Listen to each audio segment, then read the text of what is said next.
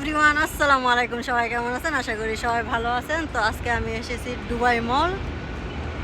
এই যে আপনাদের বুর্জ খলিফায় এই হলো